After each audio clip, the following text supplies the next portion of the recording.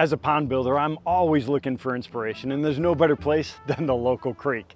Join me today as we do a little bit of R&D along the water's edge, and I hope this inspires you to do the same.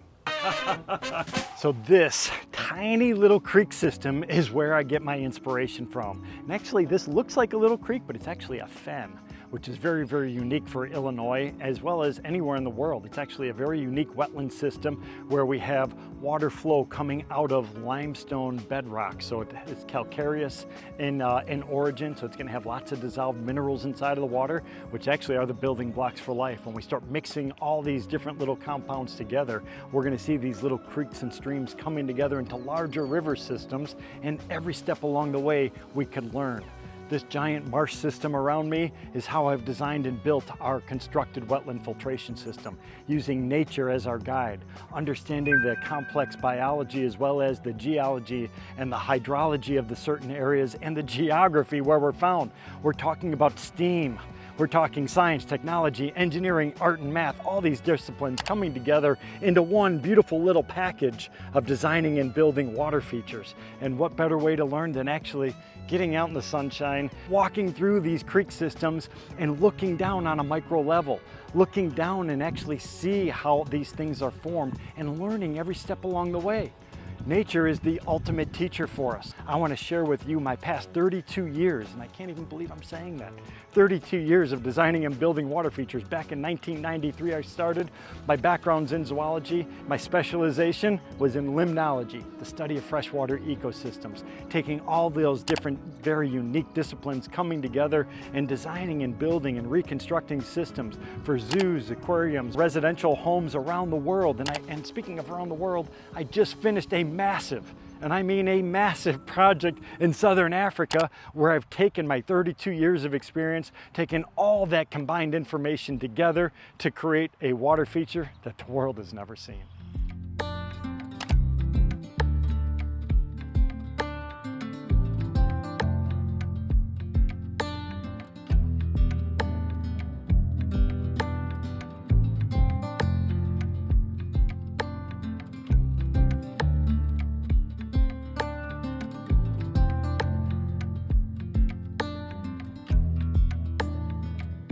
All right, so check this out. We are on a little excursion today, just checking out some of the beautiful natural areas found out throughout the northern Illinois area. I have the Fox River located right behind me, but I'm always looking at the area where the water meets the land. That has the most interest, the most biologically diverse habitat on planet Earth. Not this particular one, but anywhere where there's a riparian system, where that water meets the land. More species of plants and animals are associated with that zone than anything else for a wide variety of reasons. Obviously, the number one thing is water. We all need water. So what I want to do and what I think is interesting here, Fox River, pretty turbid river.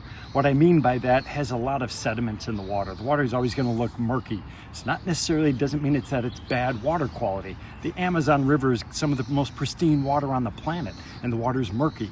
It just has dissolved stuff. It has dissolved compounds inside of the water. But what's unique, we are located a couple hundred feet from the edge of the main flow of the river system. But right here in this little backwater area, we actually have tons of vegetation because it's very stable, or it's very, not a lot of flow. Check out the water quality here. I mean, the water quality is incredible. We could actually see, once you move some of the duckweed and stuff like that, super, super clear water.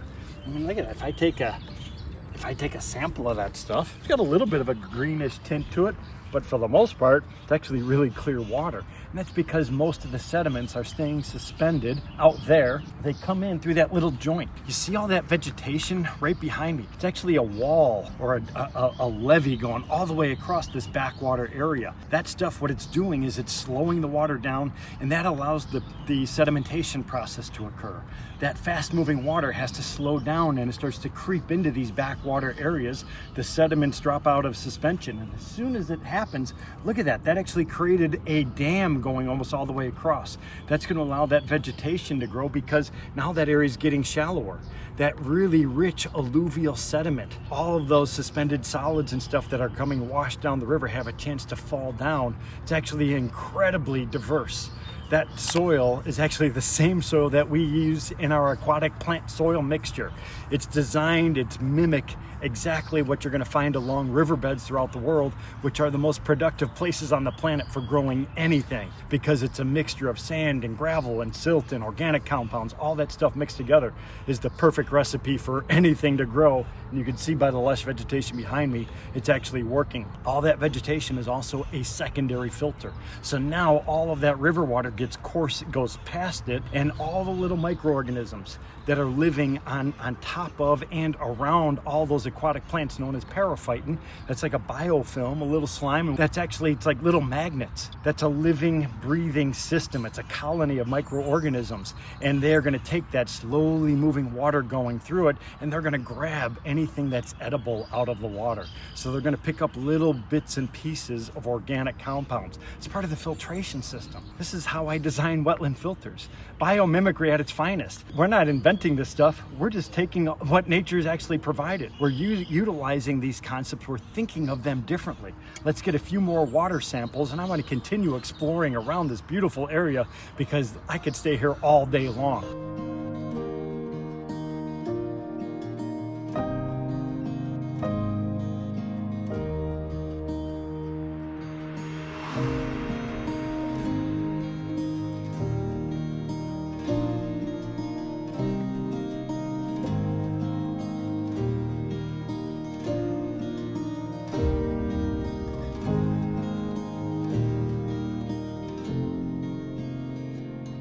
All right, so check this out. So as I step into this deeper sediment here, look at all the bubbles that kind of pop up around. And that's because of the high biological activity inside of this mat. Like if I keep stepping, I keep sinking. So this is just a big mass of all those suspended solids from the river are coming in here. They're dropping out of suspension. But because they have organic compounds, they're going to start to decompose through the action of the bacteria and the microorganisms, etc. So as they decompose, they release compounds. I don't really smell swamp gas, but sometimes you can smell like a swamp gas. You could smell hydrogen sulfide, which is that rotten egg smell. I don't smell any of that here. All those different things are part of the natural decomposition processes that are occurring. And this is actually known as the BOD of the system, the biological oxygen demand of the ecosystem, because all of this stuff, it's all aerobic. So they all require that. And actually this deep sediment is 100% anaerobic, which is okay as well. So when I'm talking about ecosystem creation, I want to have a blend. I want areas that are highly aerobic, and then I want other areas that are anaerobic because it's normal. It is natural, it is healthy. Some people might look at this and say, it looks awful.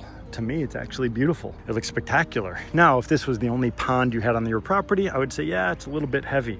But this is one small part of that ecosystem. So having little pockets of this is normal and healthy. One of the things that you're gonna find in backwater areas when you have all that sediment and it's low dissolved oxygen, you're gonna get tons of leeches. Look at all of them. I mean, I stepped in there for seconds. There's dozens of them on me. But again, it's normal. They're not going to hurt anything. They don't take much blood. And actually, as soon as I come out of the water, they're going to want to start dropping off because they're going to start to dry out. Easy way to get rid of them, if you're really freaked out, salt. They will come off instantaneously.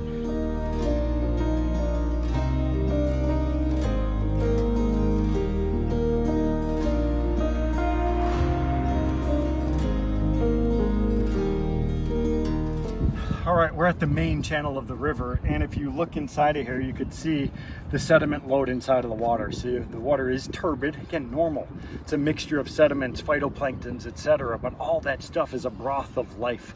So this is really, really important. This is actually a very productive river system. You could tell by the water inside of here, there's a great fishery. Again, this is normal, it's healthy. You don't really want a clean river system. This is not supposed to look like out west. It's not supposed to look like the Rocky Mountain area where you're going to have all that water, that spring water melt and all that type of stuff. Completely different ecosystem. I am going to grab a little bit of a sample here just so we could add it to our mixture. Stirred everything up, but there's going to be different things found here than over in that little backwater area.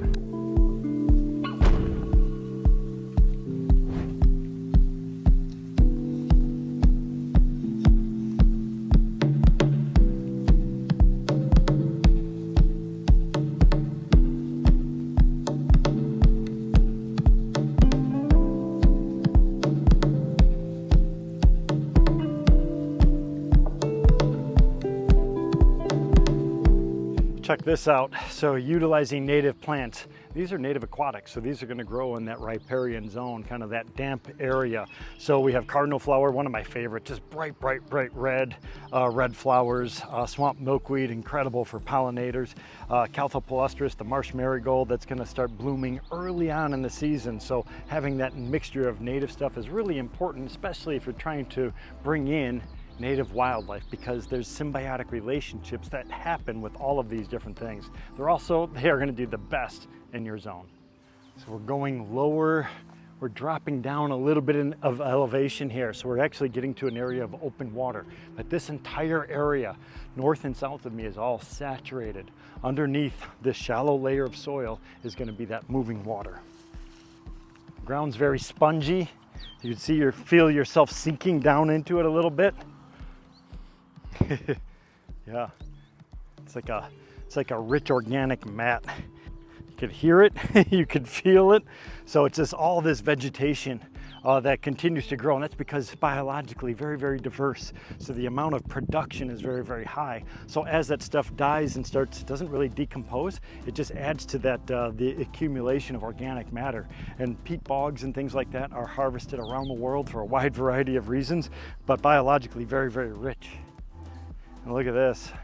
So this is the area. We're down at the lowest point right here, and you could actually see some water. Doesn't look like it's flowing right now, but it should be a little bit of water flow. What we're gonna do, we're gonna get a little bit of a sample from this spot as well.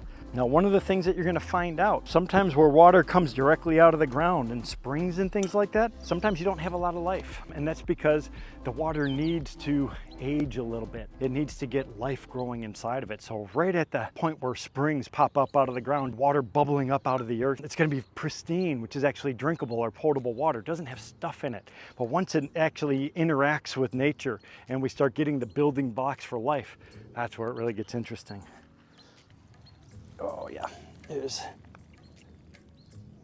mosquitoes in here. But look how clear that water is.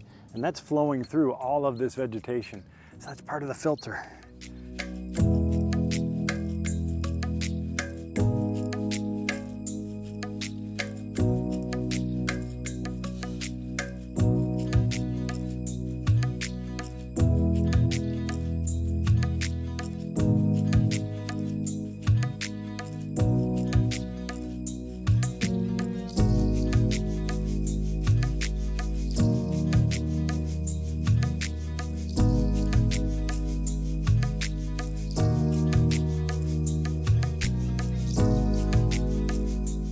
All right, we are back at AQUALAND, and in my beautiful office, we have the water samples that we grabbed over by the river, by the tributaries to the river. And now what I'm doing is I'm just kind of taking some random samples, and you can see, like, I shook it all up and get all that stuff inside of there. And it, we're looking on a microscopic level. We're just going to do some different samples of this stuff. And I have a very inexpensive camera. Bought it many years ago. It's actually good for big stuff. Once it starts getting really tiny, it starts getting a little bit tough, but you can see I actually have access. I could record everything right here on my screen, so I could actually kind of look at some pretty neat stuff in here. And I'm not going to be looking at bacterias and things like that, but we could look at some of the bigger stuff that's going to be swimming around inside of here. Copepods. I'd love to find a water bear, so some of those tardigrades are just awesome. Rotifers, different types of zooplankton as well as phytoplankton, plus a wide variety of different types of aquatic insects that are going to be on that kind of just barely visible with the naked eye, like the daphnias and things like that. They're actually very large. The water fleas that are always kind of swimming around inside these water features, really important for cycling nutrients. And what I love about this, when you start thinking about it from the bigger picture, you have dissolved nutrients in the water. Wide variety of nutrients are going to be the building blocks for life on our planet. So nitrogen, phosphorus, potassium, iron, etc. So all these different things are going to be dissolved in the water. And then what's going to happen is we have that beautiful, incredible process of photosynthesis that occurs. So we're going to have sunlight, we're going to have carbon dioxide, we're going to have all those little dissolved nutrients and minerals. They're going to get sucked up into phytoplankton and into the duckweed that's inside of here, as well as the bigger plants, etc. But they're going to take all those dissolved compounds, and through the process of photosynthesis, they're going to turn it into a carbohydrate. So now we're talking nutrition, basic simple sugars and carbohydrates. And then what happens is we get these little zooplankton. They're going to come in and they're going to eat the phytoplankton, which is a carbohydrate, and they're going to turn it into a protein. And then it's going to move up the food chain. So the tiny little daphnias and stuff like that are going to get eaten by the larger aquatic insects and the very small fish fry. And they're going to turn that into the protein that most of us are very familiar with, and that actually is life. That's where we came from. So that's our bodies are built from all of this stuff. And when you understand it on a microscopic level, you could actually start to expand it out, which is exactly what I'm talking about. All these different things, they're all interrelated, and understanding the basics of this stuff. Just these tiny little creeks. That one where we were out getting samples from was this wide. You know, it started out like that and it slowly got wider and wider, but you know, these things are found throughout the world. So just by understanding these little basic things, then you could start to manipulate it and start to understand it on a bigger scale. And if you're a water feature designer and builder like myself, super, super fascinating. If you're not even a water feature designer and builder, and if you just want to learn about our planet, understanding those water cycles is critical for the health on our planet, which is exactly why I do what I'm doing right here.